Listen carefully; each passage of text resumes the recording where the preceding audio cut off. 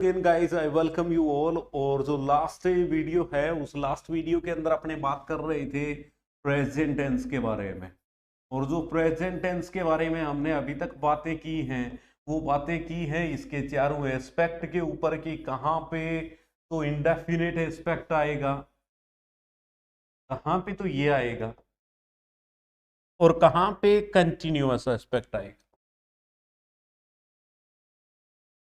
और कहाँ पे परफेक्ट एस्पेक्ट आएगा और कहाँ पे परफेक्ट कंटिन्यूअस आएगा। ये लास्ट वीडियो के अंदर अपने बात कर चुके हैं और मेनली जो हमारा उद्देश्य है, मोटो है, वो लास्ट में रिवीजन का, इसलिए यहाँ पे अपने केवल और केवल मैक्सिमम अपने बातें करना चाह रहे हैं एडवर्ब्स के बारे में कि एडवर्ब्स जितनी भी होती है ना वो कम से कम न छूट जाए, क्योंकि हर साल कम से कम ये जो 4 क्वेश्चन आते हैं ना इनमें से 2 क्वेश्चन सीधे और सीधे एडवर्ब्स के ऊपर पूछ लिए जाते हैं। तो वो क्वेश्चन है वो किसी भी हालत में गलत नहीं होना चाहिए। अब आज की जो क्लास है इसके अंदर अपने बात करने वाले हैं पास्ट टेंस के बारे में। एक चीज इंग्लिश के अंदर हमेशा याद रखिए, जब भी आप टेंस पढ़ते हैं ना, T1 is equal to V1 and T2 is equal to V2। ज्यादा कोई लंबी चौड़ी कहानी नहीं बता रहा हूं, इतनी सी तो करना है, 2 मिनट ऐसे कर लेना। T1 is V1, T2 V2, T1 is V1 and T2 is V2। यानी टेंस पहला तो वर्ब की फॉर्म भी कौन सी आ जाएगी, पहली आ जाएगी, और टेंस दूसरा तो वर्ब की फॉर्म भी कौन सी आ जाएगी, दूसरी आ जाएगी। कैसे होता है ये दूसरी फॉर्म में क्यों बोल रहा हूं, देखिएगा। आप अगर बात करेंगे ना सिंपल की बात करेंगे, पास्ट सिंपल की बात करेंगे, तो यहां पे कौन सी फॉर्म आ रही है, सेकंड फॉर्म आ रही है। नेगेटिव और इंटरोगेटिव सेंटेंस के अंदर डिड आ रहा है ना, डिड आ रहा है, तो डिड कौन सी, डिड डू की कौन सी फॉर्म होती है, सेकंड फॉर्म ही होती है ना, पास्ट फॉर्म ही होती है।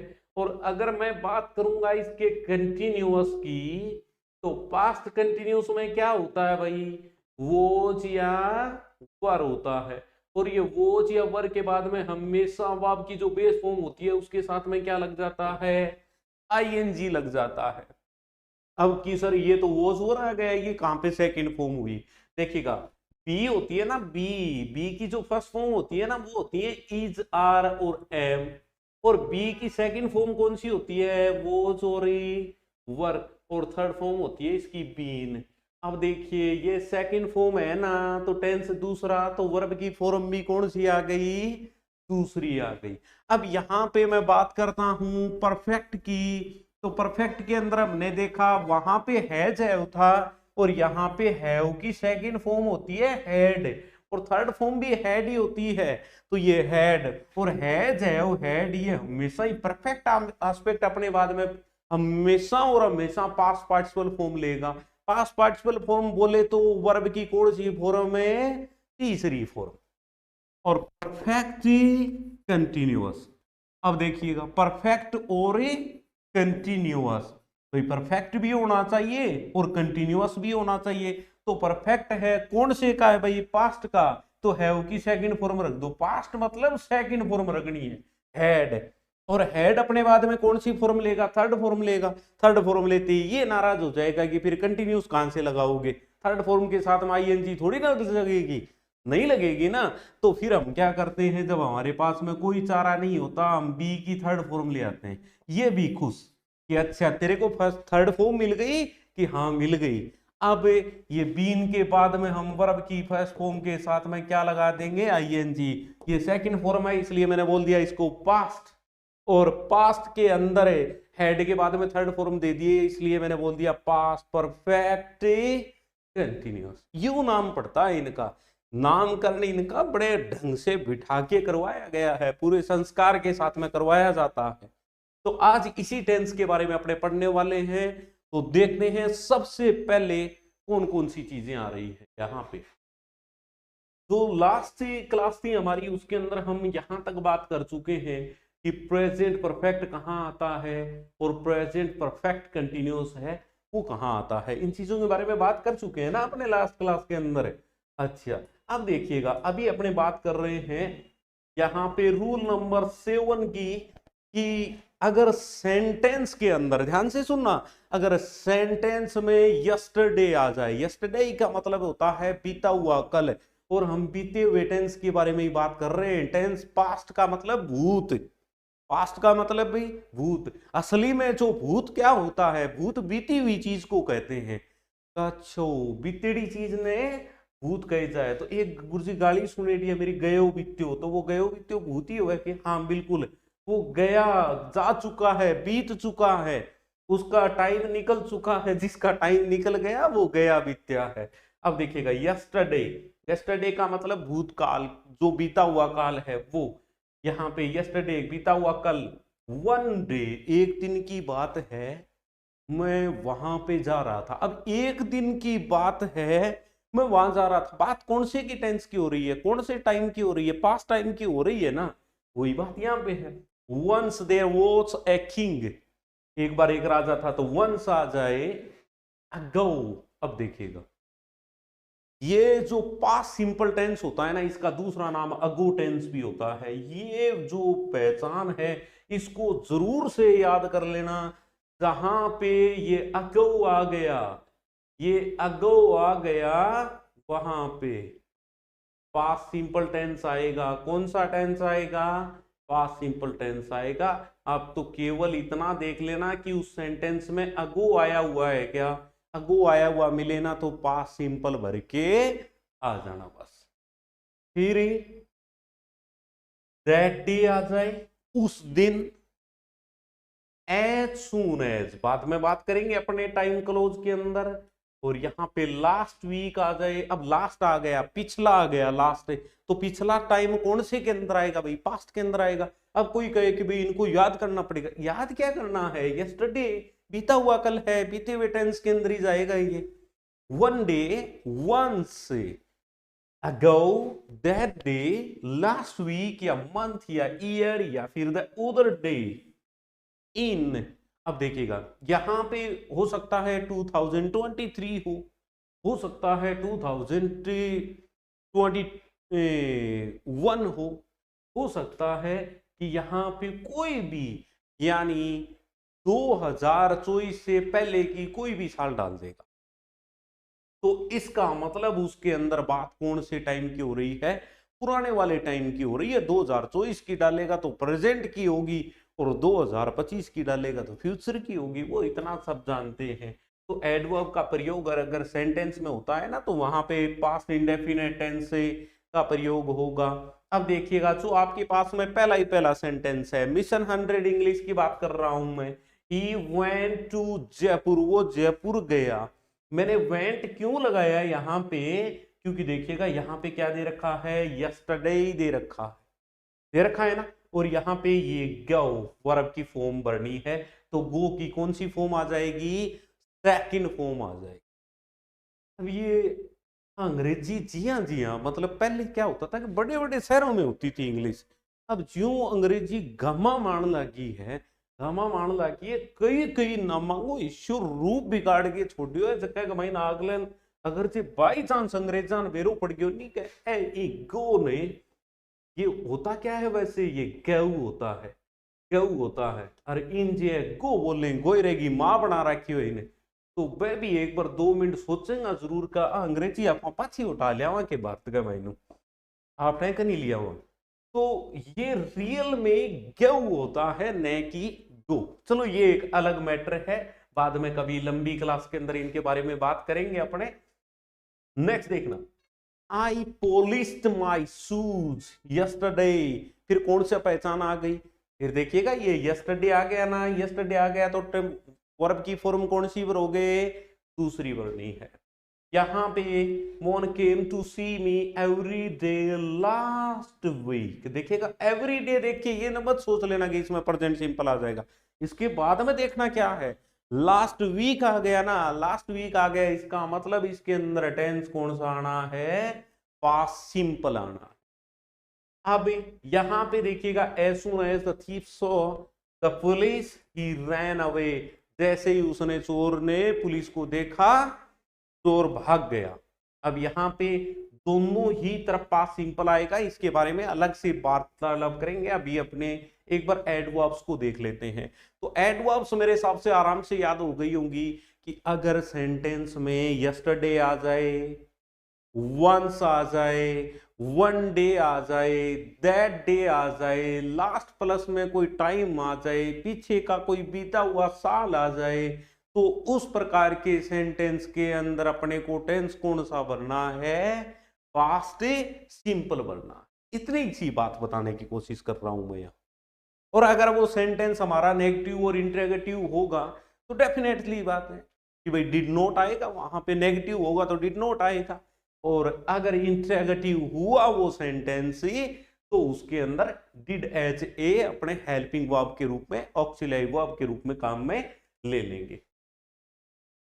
अच्छा, अब देखिएगा ये क्लोज वाली बात हो रही है। व्हेन या एज से जुड़े हुए वाक्य में वर्ब की फर्स्ट फॉर्म का प्रयोग होता है तो दूसरे क्लोज में कार्य जारी रहने पर कंटिन्यूअस टेंस का प्रयोग होता है। अब देखिएगा, when I return the class the teacher was teaching, entered the class. अब देखिएगा यहां पे यदि पास्ट सिंपल टेंस का प्रयोग हो रखा है, पास्ट सिंपल वर्ब की सेकंड फॉर्म का अगर यहाँ पे प्रयोग होता है तो दूसरे क्लोज में भी दोनों तरफ कहने का मतलब है पास्ट रहेगा। यहाँ पे देखिएगा ये टाइम क्लोज है। अब मैं इस चीज को बता देता हूं, बाद में ये चीजें धीरे धीरे धीरे धीरे कहीं पे नासूर न बन जाए। देखिएगा मैं बात कर रहा हूं यहाँ पे टाइम क्लोज की कि सर ये टाइम क्लोज क्या होता है और ये क्लोज नाम कहां से आ गया। टाइम तो चलो हम घड़ी में देख लेंगे, ये क्लोज नाम कहां से आ गया। देखिएगा इतना समझने का प्रयास करना कि क्लोज होता क्या है कि जहां मैं यूं बोल दूं ना कि एक सेंटेंस में एक सब्जेक्ट और एक वर्ब है और वो पूरा मीनिंग दे रहा है, देन वो सेंटेंस है। और किसी सेंटेंस में दो ही सब्जेक्ट हैं, दो ही वर्ब है। किसी सेंटेंस में दो सब्जेक्ट हैं, दो ही वर्ब हैं, अकेला एक सब्जेक्ट एक वर्ब पूरा मीनिंग नहीं दे रहा है, बिना दूसरे के कंप्लीट नहीं हो रहा है, देन वो क्लोज है। ये एक सब्जेक्ट एक वर्ब एक क्लोज हो गया, दूसरा सब्जेक्ट दूसरी वर्ब एक और क्लोज हो गया। उस सेंटेंस में दो क्लोज हो गए। एक क्लोज जो होगा ना वो तो मेन क्लोज होगा और एक इसके ऊपर निर्भर रहेगा, इस मेन क्लोज के ऊपर। अब वो अगर उसमें जो निर्भर है, जो क्लोज डिपेंडेंट है, जो क्लोज वो अगर टाइम बताए ना तो उसको अपने टाइम क्लोज बोलेंगे कि अच्छा वो टाइम बताएगा। हाँ वो टाइम बताएगा। ये शुरू किससे होता है? इनके दोनों क्लोज को जोड़ने के लिए बीच में अपने कुछ कंजक्शन लगाते हैं। कोई एक कंजक्शन इनमें से लगा हुआ मिल जाए ना तो सोच लेना वो टाइम क्लोज है। कौन सा कंजक्शन मिल जाएगा? अगर उसके बीच में आपको व्हेन मिल जाए, या फिर व्हाइल मिल सकता है, या फिर आपको उसके बीच में आफ्टर मिल सकता है, या फिर आपको बिफोर मिल सकता है, या फिर आपको टिल मिल सकता है, या फिर आपको अनटिल मिल सकता है, या फिर आपको वहां पे एज सून एज मिल सकता है, एज मिल सकता है। ये अगर कंजक्शन तुम्हें अगर सेंटेंस में दोनों तरफ मिल जाए, दोनों तरफ इसके, अब ये कंजक्शन लगा हुआ है, दो सब्जेक्ट दे रखे हैं, दो ही वर्ब दे रखी हैं। एक बात को याद रखना, अगर ये कंजक्शन मिल जाए आपको सेंटेंस में और दो ही सब्जेक्ट और दो ही वर्ब दे रखी है, एक तो वो भर के देगा और एक आपसे भरवाएगा।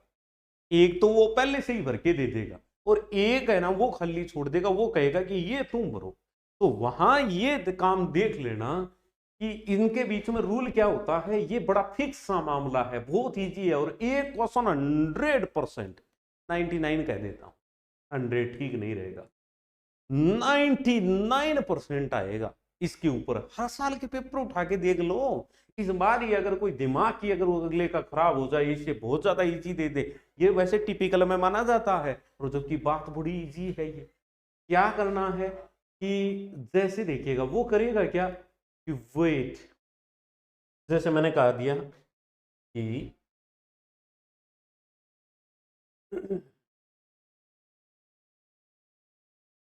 आई told you a story when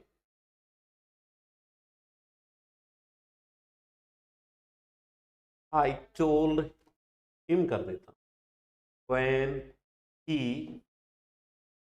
asked me। अब करना क्या है कि सबसे पहले तो मेरे को ये बात समझ में आई क्या कि ये टाइम क्लोज वाला मामला क्या होता है। देखिएगा यहां पे आई है ना शुरुआत में, एक तो वर्ब हो गई ये बताने वाली हो गई ना, और दूसरी अगले ने पूछ रखी है ये आस्क वाली, तो दो वर्ब हो गई। अच्छा दोनों के अलग अलग सब्जेक्ट हैं, बिल्कुल होंगे ही होंगे, वो तो डेफिनेटली होंगे। ये देखो ये हो गया, इस आई हो गया और वहां पे ही हो गया आस्क का। अब हमें क्या कर रखा है, एक दे रखी है, एक कौन सी फॉर्म दे रखी है कि सेकंड फॉर्म दे रखी है, इसमें पास्ट टेंस दे रखा है, आगे वाले में भी पास्ट ही होगा। अगर इसमें पास्ट है ना तो इसमें भी फिर पास्ट ही होगा, ये कन्फर्म ध्यान कर लेना। तो यहां पे इसकी पास्ट फॉर्म कर दो कि अब क्या मतलब निकल के आया, I told him a story, मैं उसको स्टोरी बताता, मैं उसको कहानी बताता। व्हेन ही आस्क्ड मी, जब वो मुझसे पूछता ना तो मैं उसको कहानी बताता। न उसने पूछी और न ही मैंने कहानी बताई, न नोमन तेल मिला और न ही राधा नाची, दोनों ही चीजें हो गई यहां पे। अब देखना एक सेंटेंस और लेता हूं मैं, यू वेट, तुम इंतजार करो, हियर यहां पे, टिल आई, अब यहां पे मैं ब्लैंक दे देता हूं, खालिस्तान दे देता हूं, जैसे देखिएगा आई और ये दे दी कम वर्ब।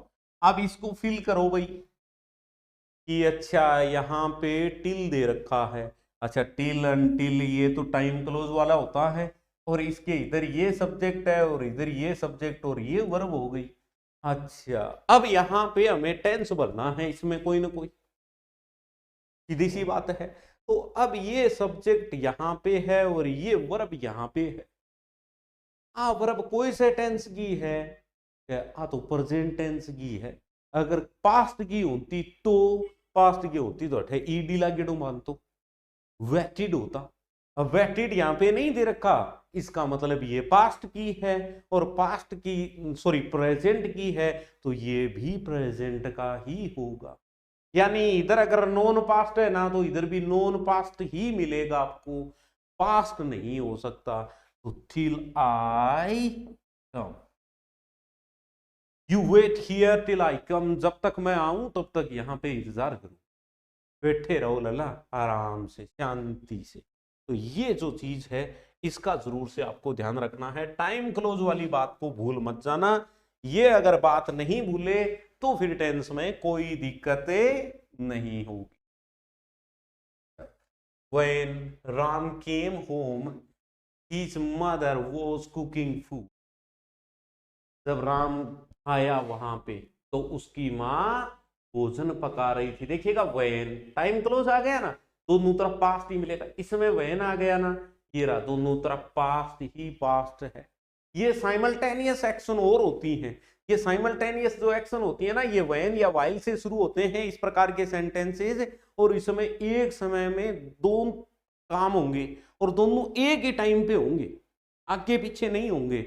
आगे पीछे कैसे नहीं होंगे, जैसे मैं यूं कहूं कि मैं जिस समय पढ़ा रहा था उस समय वो हंस रहा था, मैं जिस समय पढ़ा रहा था वो उधर मुंह फाड़ रहा था, तो ये चीजें दोनों एक ही टाइम पे घटित नहीं हो रही हैं क्या, तो इसी चीज को हम पास्ट कंटिन्यूअस बोल देते हैं भैया। ये पास्ट कंटिन्यूअस के अंदर दोनों चीजें एक ही टाइम पे घटित हो रही थी। जब उसने दरवाजा खटखटाया, नॉक किया, उस समय मैं पढ़ा रहा था, when he knocked the door, अब देखिए पास्ट सिंपल, और उस समय मैं क्या कर रहा था, मैं पढ़ा रहा था। अच्छा नेक्स्ट है एज सून एज से शुरू होने वाला वाक्य के दोनों क्लोजेज में पास्ट इंडेफिनिट का प्रयोग होगा। अब जैसे देखिएगा as soon as he saw the police he ran away, as soon as it rained I went inside, जैसे ही बरसात शुरू हुई मैं चला गया। इसमें अगर एक टेंस में प्रेजेंट इंडेफिनिट भरा हुआ है तो दूसरे में भी present indefinite. As soon as वाला काम है ना वो बड़ा सिंपल है, उसमें कंटिन्यूस वाला मामला ही खत्म हो जाएगा, झंझट ही खत्म हो जाएगा। हाँ एक इसमें है कि यहाँ पे ये जो व्हेन है वाइल है यहाँ पास्ट कंटिन्यूस हो सकता है। एज सून एज में एक तरफ अगर प्रेजेंट इंडेफिनिट है तो दूसरी तरफ भी प्रेजेंट इंडेफिनिट रहेगा, एक तरफ अगर पास्ट इंडेफिनिट है तो दूसरी तरफ भी क्या रहेगा, पास्ट इंडेफिनिट ही रहेगा। सोचने की जरूरत नहीं है, एक भर के देगा दूसरा तुमसे पूछ लेगा। अच्छा नेक्स्ट है कि यदि वाक्य में at that time, in those days, at that moment, while, ये एडवर्ब्स ऑफ टाइम आ जाए ना तो उसमें पास्ट कंटिन्यूस आएगा। देखिएगा was living, was writing, क्यों? क्योंकि देखिए इसमें at that time आ गया, in those days आ गया। और याद कैसे होंगी? आपने क्या किया था, आपने यही तो चीजें याद की होंगी कि भाई प्रेजेंट कंटिन्यूस में at this time, this time याद किया है ना, एट दिस मोमेंट ये याद किया है ना आपने, in these days, in these days. अब आपने क्या किया था कि वहां पे इनडायरेक्ट बनाते समय आपने, डायरेक्ट से इनडायरेक्ट बनाते हो तब भी तो दिस को किस में बदलते हो आप, दैट में बदलते हो कि नहीं बदलते हो, दैट में बदलते हो ना। और इसको दीज को किस में बदल देते हो, दोज में। यही काम हो रखा है। और वो वहां पे क्यों बदलते हो, क्योंकि वहां पे प्रेजेंट कंटिन्यूस को आप पास्ट कंटिन्यूस में ले जाते हो, तो पहचान भी फिर पास्ट कंटिन्यूस वाली कर देते हो। इसलिए वो एट दिस टाइम का आप एट दैट टाइम करते हो, तो ये एट दिस टाइम का जैसे ही एट दैट टाइम कर देंगे ये पास्ट कंटिन्यूस की पहचान हो जाएगी। और दीज डेज का जैसे ही दोज डोज कर दोगे, दोज डेज कर दोगे, उस समय ये पास्ट कंटिन्यूस की पहचान हो जाएगी। मामला बड़ा इजी है, बस समझने की जरूरत है, इन चीजों को रट्टे मारने की जरूरत नहीं है इनके साथ। क्या नेक्स्ट है रूल नंबर 11, जब दो एक्शंस पास्ट टेंस में हो, एक ही समय पे हो रही हो, पास्ट टेंस में हो रही थी और एक ही समय पे हो रही थी, जारी हो, तो दोनों कार्यों के लिए पास्ट कंटिन्यूस टेंस का प्रयोग होता है। दोनों कार्यों के लिए अपने किसका प्रयोग करते हैं, पास्ट कंटिन्यूस का प्रयोग करते हैं। ऐसे वाक्यों में वाइल का प्रयोग होता है। अब दो एक ही समय पे जारी हो, वही साइमल्टेनियस वाली एक्शन आ रही है यहाँ पे। While he was going to school he was talking with his friends, जब वो स्कूल जा रहा था उस समय वो बातें कर रहा था। तो दोनों तरफ एक ही टाइम पे दो घटनाएं हों और वो सेम टाइम पे हो, तो उसके साथ में दोनों तरफ पास्ट कंटिन्यूस से आता है। नेक्स्ट जो है वो है यदि सेंटेंस में बिफोर हो, तो बिफोर के पहले वाले वाक्य में पास्ट परफेक्ट टेंस का प्रयोग होगा और बिफोर के बाद वाले सेंटेंस में, अच्छा पास्ट परफेक्ट से रिलेटेड रूल की बात हो रही है। देखो पास्ट टाइम में कोई दो काम हुए, यहां पे समझना, इसको दो तीन चीजें हैं, इनको मैं यहां पे एक टाइमलाइन के ऊपर समझाने का प्रयास कर रहा हूं। ये टाइमलाइन है ना, ये जो बीत गया हमारा टाइम वो पास्ट टाइम था। अभी हमारी जो क्लास चल रही है वो यहां इस समय अपने बात कर रहे हैं, ये आज की बात कर रहा हूं मैं, अब की बात कर रहा हूं जिस समय अपने बात कर रहे हैं। और ये आगे जो हमारा टाइम आएगा वो कौन सा आएगा, फ्यूचर आएगा। ठीक है, अब यहां पे मान लो कोई एक एक्शन हुई, कोई एक घटना यहां पे घटी, और इस घटना का प्रभाव यदि वर्तमान तक आ रहा है, यहां तक आ रहा है, तो उसमें अपने प्रेजेंट परफेक्ट लगाएंगे। कौन सा टेंस लगाएंगे भाई, यहां पे प्रेजेंट परफेक्ट लगाएंगे। पहली चीज कर लिया कि अगर प्रभाव वर्तमान तक आ रहा है, प्रेजेंट टाइम तक आ रहा है ना, तो प्रेजेंट परफेक्ट लगाना है। और अगर इसका प्रभाव वर्तमान तक नहीं आ रहा है, पीछे का पीछे ही रह गया, वहां पे आगे प्रभाव नहीं बढ़ पाया उस बात का, तो पास्ट सिंपल लगाएंगे, फिर यहाँ पे ही रह गया। अगर ये पास्ट प्रेजेंट टाइम से कनेक्ट नहीं हो पाया ना, तो फिर पास्ट सिंपल। बात करेंगे अपने इनकी एग्जांपल्स के जरिए भी करेंगे यहाँ पे। और एक मान लो कोई दो घटनाएं घटी, एक तो पास्ट में और दोनों पास्ट में घटी, एक पहले घट गई और एक ही बाद में घट गई। तो प्रेजेंट के नजदीक है ना, उसके अंदर तो क्या आ जाएगा, पास्ट सिंपल आ जाएगा। कौन सा आ जाएगा, पास्ट सिंपल। और जो पास्ट सिंपल के भी और पहले घट गई, पास्ट परफेक्ट। पास्ट परफेक्ट को पास्ट ऑफ पास्ट भी बोला जाता है, यानी ये भूतों का भूत है, ये महाभूत है पास्ट परफेक्ट। कैसे, अब ये इतनी टाइमलाइन बना तो दी, बात समझ में नहीं आई, एग्जाम्पल लेता हूं। देखिएगा, मैं जैसे यूं कहूं कि भूतकाल में कोई घटना घटी, पर पास्ट टाइम में कोई घटना घटी और उसका असर वर्तमान तक कैसे आता है।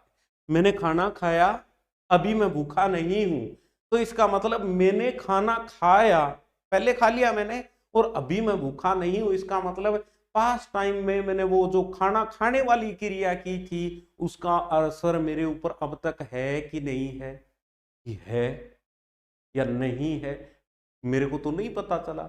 अच्छा, अगर उसका असर मेरे ऊपर अब तक नहीं होता तो मैं भूखा हो जाता, का मतलब उसका असर है मेरे ऊपर। तो जहां पास्ट टाइम में आपने कौन सा काम किया, खाना खाने वाला काम किया, और असर आपके ऊपर अब तक है, तो इसका मतलब उसमें टेंस कौन सा आएगा, प्रेजेंट परफेक्ट आएगा। I have eaten food, I have taken food, मैंने भोजन ले चुका हूं, मैं भोजन ले चुका हूं। अच्छा, आई कांट ईट मोर, अब मैं और नहीं खा सकता। और पास्ट सिंपल का मतलब नाउ आई एम हंग्री, अब मैं भूखा हूं, मैं भूखा हूं, इसका मतलब है। पर अब देखिएगा, यहां पे अगर पहले से ये बता रहा है कि वो भूखा है और उसने वो भी ये भी कह रहा है कि उसने खाना खाया, अब खाना खाया और वो भूखा है, अब इसका मतलब जो खाना खाने वाली प्रक्रिया उसने पास्ट टाइम में की थी, उसका इफेक्ट उसके ऊपर नहीं रहा। तो यहां पे ये बोलेगा कि I ate food but now I am hungry, मैंने भोजन किया जरूर था लेकिन अब मैं भूखा हूं। इसका मतलब जो भोजन आपने किया था, जो पास्ट टाइम में आपने एक्शन की थी, उस एक्शन का प्रभाव आपके ऊपर अब तक नहीं है। दोनों चीजें क्लियर हो गई, ये दोनों क्लियर हो गए। अब तीसरी की बात करता हूं मैं। पास्ट टाइम में कोई दो घटना घटी और दोनों घटनाओं में एक पहले घटी और एक बाद में घटी। पहले कौन सी घटना घटी और बाद में कौन सी घटना घटी, उसका कैसे पता चलेगा। और इन दोनों सेंटेंसेस को आप आफ्टर से भी जोड़ सकते हैं और बिफोर से भी जोड़ सकते हैं। हालांकि वो बात अलग है कि हम व्हेन से भी सेंटेंसेस को, इन प्रकार के सेंटेंसेस को जोड़ सकते हैं। जैसे देखिएगा, मैं यूं कहना चाह रहा हूं कि द पेशेंट हैड गॉन,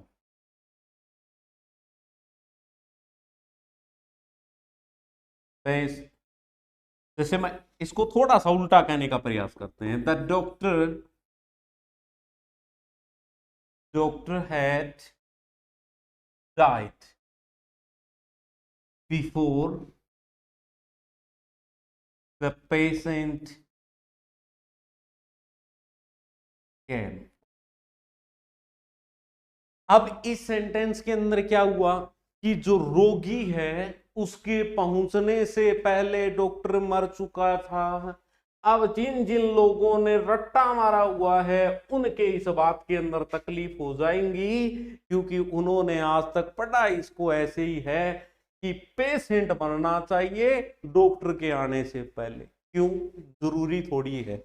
मान लो कोई पेशेंट दिखाने के लिए गया डॉक्टर को कि भाई मैं डॉक्टर को दिखा के आ रहा हूं, और आके जैसे ही आप कमरे के पास में पहुंचे, पता चला डॉक्टर साहब ही चल बसे। कि कैसे, कि उनके एक झटका आया था और वो झटके से ही निकल गए। तो यहाँ पे ये चीज पॉसिबल हो सकती है। अब जो रट्टू तोते हैं ना, उनके इस बात के अंदर तकलीफ हो जाएगी तकलीफ क्यों हो जाएगी? और एग्जामिनर ऐसा कर सकता है, एग्जामिनर बिल्कुल ऐसा कर सकता है कि भाई the doctor had died, the patient केम। अब यहां एक बात का जरूर ध्यान रख लेना कि जो ये पास्ट परफेक्ट आता है और एक तरफ पास्ट सिंपल आता है ना, इनमें एक चीज का ध्यान रखना, बिफोर के तो ये हमेशा बिफोर आएगा पास्ट परफेक्ट, और आफ्टर के ये हमेशा आफ्टर जाएगा। मेरा कहने का मतलब है पास्ट परफेक्ट इस प्रकार के सेंटेंसेस में बिफोर के तो पहले आएगा और आफ्टर के बाद में जाएगा, और इनका यही मतलब होता है, बिफोर का मतलब पहले और आफ्टर का मतलब बाद में। वहन के किधर भी हो सकता है भाई, वहन वाला चीज आप सोचना है, क्योंकि वहन का मतलब जब, और जब के ये आगे भी हो सकता है पीछे भी हो सकता है, वो सेंटेंस के ऊपर डिपेंड करेगा। तो मेरे हिसाब से ये कहानी समझ में आ गई होगी, और यही कहानी यहाँ पे इसको बताने की कोशिश की जा रही है। The mother had cooked food before father came, पिताजी के आने से पहले ही माँ भोजन पका चुकी थी। तो she had cooked food before ही केम, उसके आने से पहले ही वो भोजन पका चुकी थी। The guest had gone before I reached house, देखिएगा बिफोर दे रखा है ना, और बिफोर के देखो पास्ट परफेक्ट बिफोर ही है, इसमें बिफोर दे रखा है ना, पास्ट परफेक्ट बिफोर के पहले ही आएगा, बिफोर दे रखा है ना पहले ही आएगा। आफ्टर कहीं, अच्छा इसमें आफ्टर दे रखा है, पास्ट परफेक्ट आफ्टर आएगा, इसमें आफ्टर दे रखा है, पास्ट परफेक्ट आफ्टर ही आएगा। तो ये इस प्रकार के सेंटेंसेस के बारे में जरूर से ध्यान रखना।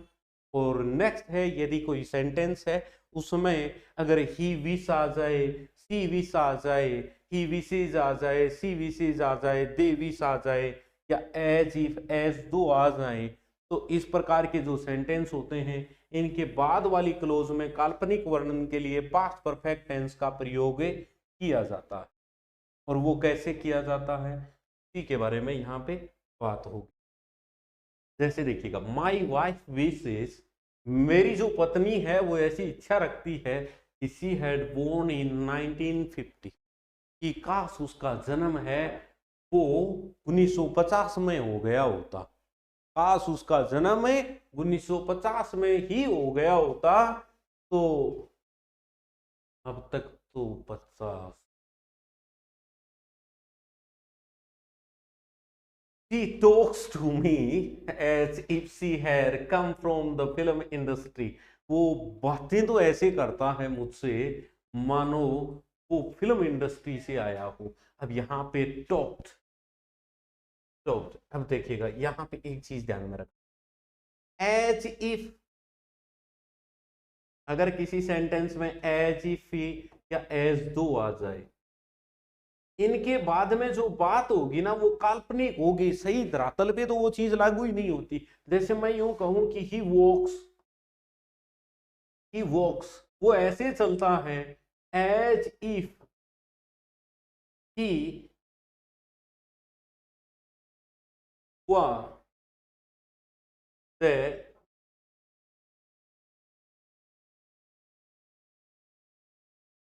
सरपंच ऑफ माई विलेज,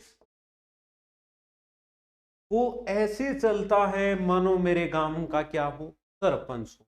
वो ऐसे चलता है मानो कि वो कोई मॉडल हो।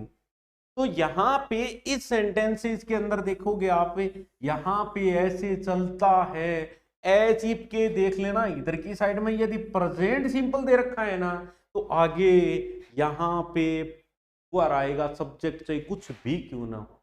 और अगर यहाँ पे पास्ट टेंस दे दिया तो यहाँ पे हैड बीन आएगा। बस इतनी सी बात यहाँ पे बताने की कोशिश की जा रही है, ज्यादा कोई लंबा चौड़ा मामला नहीं है। तो ये थी अभी तक अपने ने बातें की है पास्ट टेंस के बारे में, और जो नेक्स्ट वीडियो होगा उसमें अपने बात करेंगे फ्यूचर के बारे में। तब तक के लिए have a great day guys.